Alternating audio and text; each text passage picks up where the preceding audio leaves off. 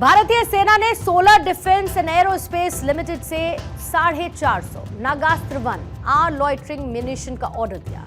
ये एक अहम स्टेप है जो भारत की रक्षा क्षमता को मजबूत करने और स्वदेशी तकनीक को बढ़ावा देने की दिशा में उठाया गया कदम है।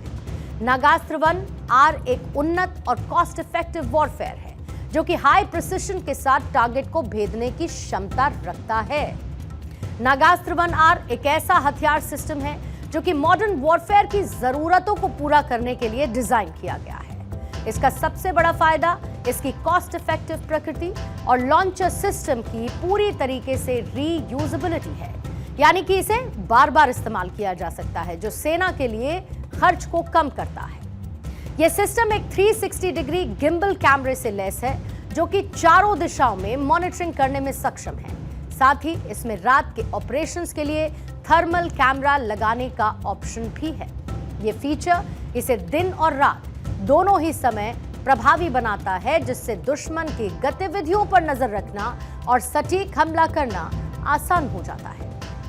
इस ऑर्डर का स्ट्रैटेजिक महत्व भी बहुत ज्यादा है, जहां पर लॉइटरिंग म्यूनिशन, जिसे हम आम भाषा में कामिकेज ड्रोन भी कहते हैं, आधुनिक युद्ध में गेम चेंजर साबित हो रहा है। ये ड्रोन जो कि हवा में लंबे समय तक मंडराने और सही समय पर टारगेट को नष्ट करने की क्षमता रखता है।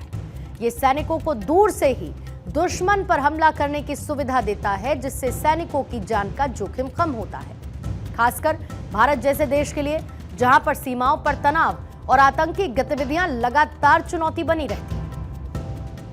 नागास्त्र 1 आर जैसे हथियार सिस्टम सेना को और मजबूत बनाएंगे। हालांकि कुछ सवाल भी उठते हैं, मसलन ये कि क्या यह सिस्टम लार्ज स्केल युद्ध की स्थिति में उतना ही सटीक होगा? क्या इसके प्रोडक्शन और मेंटेनेंस की लागत लंबे समय तक अफोर्डेबल रहेगी? इन सवालों के जवाब भविष्य में इसके ऑपरेशनल इस्तेमाल से ही मिलेंगे।